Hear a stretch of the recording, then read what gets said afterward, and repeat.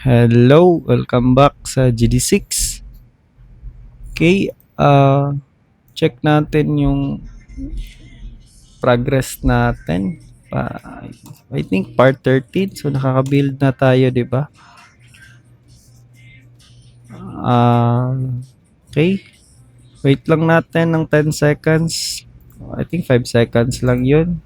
So nakaka-build din tayo ng worker. So, example, ganyan. So dito na naman ulit. Then, example, may tatlo dito. Dito naman, wala. So, bali, ganyan yung mangyayari niyan. Okay. Uh, Next is sa soldier tayo. So, open natin si soldier. Naka-hide. Lapitan natin. So, kailangan natin kay soldier is itong mga kulang sa kanya. So, i-drag lang natin si health bar canvas kay soldier. And then, click mo si soldier, drag si health bar canvas, yung slider niya, and then yung fill na image. I think mas maganda is 2. Wala pa tayong unit data. So, gawa tayo niyan dito sa scriptable objects. So, RTS, then unit data. Tawagin natin yung soldier. Tapos, tayo na siyang soldier, and then nasa na ba yung icon? I think wala pang icon, or meron na ba? Wala pa. Okay. Hanapin ko muna ito. So, open sprite editor. So let's call this one a soldier. Apply. Close. Tapos punta tayo sa unit data niya. Okay, scriptable object, soldier, sprite niya. Saan yun? Yan. And then, unit prefab. So, gawa natin siya. I-drag muna natin or add natin yung soldier scriptable object. And then, drag natin siya sa prefab para sa ating scriptable object. Pwede na nating i-drag si soldier dito. And then, pwede na nating i-remove ito. Ayan, remove natin. Tapos, gawa tayo ng mga scripts. Unahin natin, open muna tayo kay base unit. So, units, and then base unit. But the problem nito, so, di ba si soldier, pwedeng mag-shoot. So, kailangan natin i-remove. Kailangan natin mag-add ng another script para sa shoot. So, ngayon, gawa tayo ng script para niyan. Close lang yan. Dito tayo kay unit. But, meron tayong interface. So, need natin ng interface. Saan na yung interface natin na folder? Ayun. Create tayo ng new file. Let's call this one as damageable. Yeah. .cs. Uy, malaki yung df. Okay, tama lang pala. So, public na interface, tapos damageable, then take damage. So, yan lang. Then, balik kay base unit, extend tayo sa damageable. Implement natin yung interface niya, which is ito. Okay, so take damage. Okay. And then, sa take damage, sabihin lang natin dito na current health minus ating damage amount. Tapos, gawa tayo ng if our current health is lesser than or equal to 0, then trigger natin yung death animation. But sa ngayon, destroy na lang natin, disable lang natin yung collider. Then, disable natin. Tapos, destroy. I think much better destroy na kaagad. Wala pa kasi animation. Okay. So, meron na yan. Yan lang kailangan. Tapos, create na tayo ng create tayo ng bullets. Wag na lang. Diretso na tayo sa soldier na script. Open si soldier script. Okay. Hindi natin to kailangan. Naka-base unit na tayo. So, dito, dyan na mag-handle sa take damage. So, una, kailangan natin ng perception. So, sabihin sa perception, nandun yung range. So, public float na detection range. Nasa na ba yun? Snows. Umay. Okay, detection range. Tapos public float na attack range. And then, siguro 6. Dito naman is 15. Ito is 10. Para medyo mataas. Tapos, kailangan natin kung anong layer ang pwede niyang atakihin. So, layer mask. Then, enemy layer. Tapos, header na naman para sa ating shooting. Okay. Tapos, public game object. Then, yung bullet prefab. Tapos, public na transform para sa bullet spawn point. And then, public float para sa bullet speed. So, bakit dyan natin nilagay? Kasi, gusto natin yung bullet natin isang script lang. So, di na tayo kailangan gumawa ng maraming prefab para sa bullet mamaya. Then, public na int. Gawin natin int yung damage. So, bullet damage. So, sabihin natin 10. Okay. And then, public float para sa shoot cooldown. Sabihin natin 1. And then, timer. So, float na shoot timer. Then, gawa tayo ng enums. So, public na enum. So, soldier state. Kasi, later on, merong, yung enum, yung state na to, gagamitin natin yan para sa AI. So, idle, moving. Wait lang.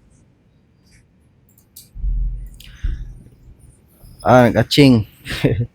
Moving, chasing, and then attacking. Tapos, set kagad natin na public soldier state. Then, let's call it as state equals ating idle. Idle muna. And then, game object para sa ating current target. Okay. Una, gawa tayo ng scanning sa enemies. So, void scan for enemies. And then, sa scan enemies na naka-array na collider is equals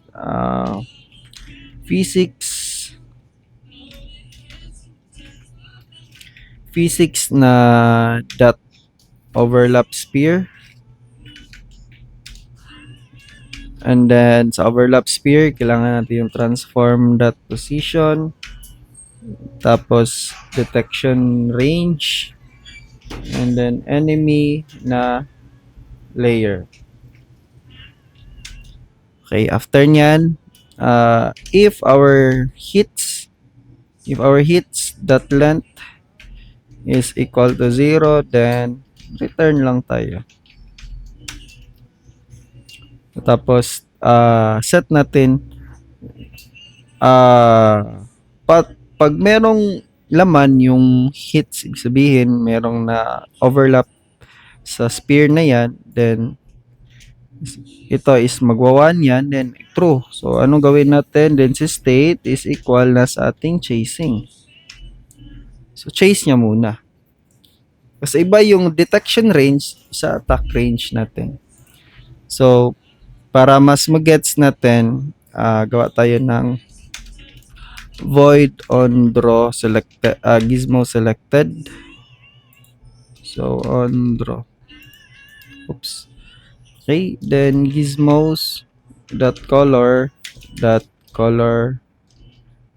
as red para sa no, yellow sa detection. Nasaan na yung yellow dito? And then gizmos dot draw wire spear, ito.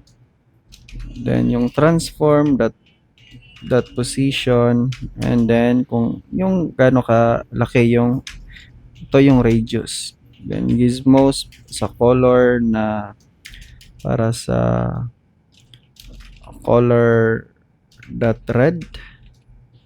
So maglagay lang tayo ng dot dyan. Copy nyo lang yan. Dito naman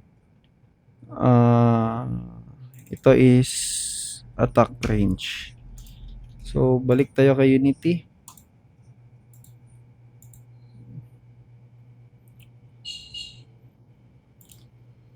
Okay, naglo-loading pa.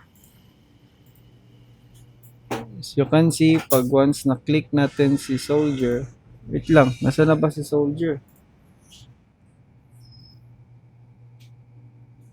Naka-hide.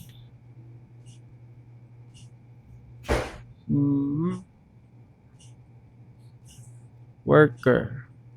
Saan na ba siya? Ala, baka nasa ibang project yun. Ito pala. Dinilit pala natin. Ayan. So, bali ganyan yung range. Yung yellow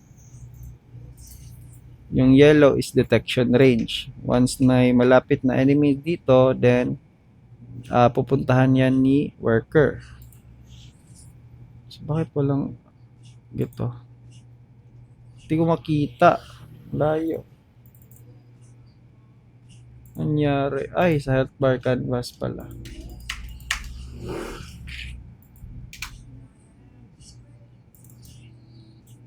Okay. Ayan. So, mangyayari niyan, ito kalaki. So, okay, next. Sa scan for enemies lang yun, ha. So, sa scan for enemies, balik tayo dito. Hindi pa natin ginamit. Then, kunin natin yung closest na target. Okay. Sa baba ng scan for enemies, so void na game object na lang. Game object get closest, get closest. Tapos collider, naka-array hits, and then float na best distance equals ating detection range. So detection range, and then game object na best or target,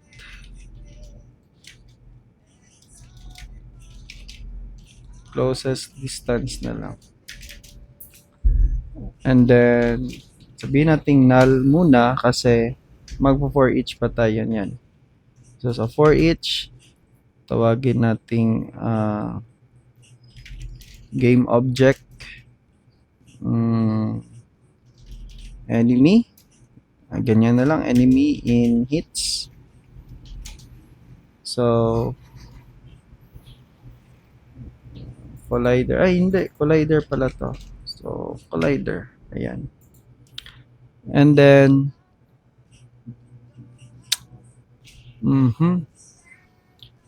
okay, gawa tayo ng float para sa distance equal sa vector 3 dot distance, and then kung gaano kalayo sa ating transform dot position versus sa ating enemy dot transform dot position. So it means nakuha na natin yung distance. So check muna natin if yung distance is lesser than to our best distance. So if lesser siya, then our best distance is equal na sa ating distance. Okay. And then yung closest na game object, closest distance which is game object equal na sa ating enemy dot game object. Tapos return natin si closest distance. Wag na lang. Closest enemy na lang para hindi ma-confuse.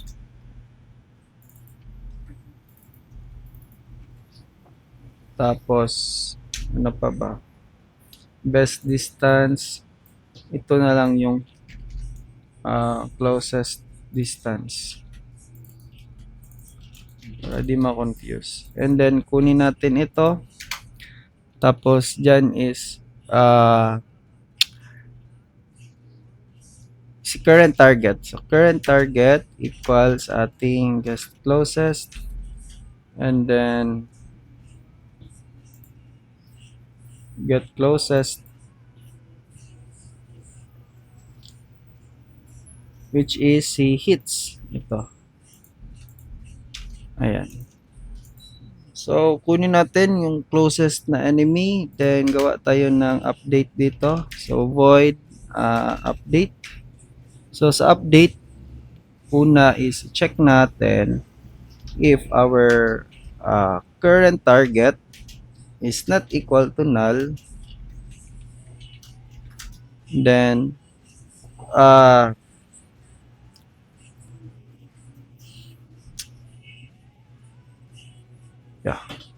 closest target, tapos float na distance to target equals ating vector 3. Kunin muna kasi natin. Then distance, tapos transform that position, comma, then our current target that transform that position. Then if nakuha na natin, check natin if yung distance to target is greater than to our detection range, then it means sobrang layo na niyan, then clear na natin. Oops. Return sa ganyan. So, gawin natin current target is equals to null. Clear natin. Para pag malayo na siya sa detection range, then dapat wag na nating habulin. Habulin lang natin pag nasa detection range pa siya. Okay. Then sa baba naman, gawa tayo ng switch. So switch, lagay natin si state. If our state case soldier state dot idle, then break tayo dito Tapos, copy lang natin. Idle. Ito naman is for moving. Ito naman is for chasing. Ito is for attacking. And then sa idle, scan natin yung enemies. So, scan enemies. Then dito is for moving state, chasing state, and attacking state. So pag once na may na-detect tayo na enemy, then sabihin natin dito sa ating scan enemies, sa update, print natin yung name. So much better siguro debug.log then enemy detected. Tapos kunin natin ng name ng ating enemy that name. Okay, save natin. Tapos tayo dito. Kaso ang problema nito, need pa natin gumawa ng enemy, 'di ba? So, madali lang. So, dito sa bullet prefab, hayaan lang muna natin 'yan kasi wala pa tayong logic niyan. So, gawa na lang tayo ng duplicate na lang natin ito and then gawin nating unpack completely na prefab. Tawagin nating enemy. Instead na enemy, add tayo ng layer. Instead na unit, add tayo ng layer, then enemy. Balik kay enemy, and then set natin siya as enemy. Node is object only. Check na muna natin, baka naka-units nga sila. So, default muna natin, tapos yes children, then balik sa enemy, then node is object only. Tapos, remove muna natin ito. Ayan, remove lang natin yan. And then, palitan natin yung material niya para ma-differentiate natin. So, sabihin natin yung default. Default material. Wag na lang. Gawin na lang natin yung invalid ata. Ayan. Kaso di makita. Nga. Material na lang muna. Gawa tayo ng bago. Material, enemy. Then, gawin natin siyang red. Then, drag natin siya sa ganyan. So, ayan. Check natin if wait lang. Si soldier, dapat yung enemy layer niya, enemy. Then, try natin if nakakascan siya. So, yan. Detected nga niya. So, pag labas natin dyan, wait, hindi niya na dinidetect. Oo. Nga pala.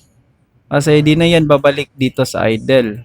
Kasi, sinabi kasi natin dito sa enemies, once na nakapag-detect tayo, then chasing na. So, remove muna natin yan para para laging mag-update yung scan for enemies natin.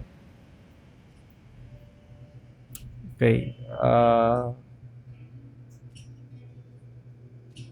Okay, start natin. Pag start, ayan, nandyan yung enemy. Pag nasa labas niyan, so mag-stop yan. For example, palitan natin ng name na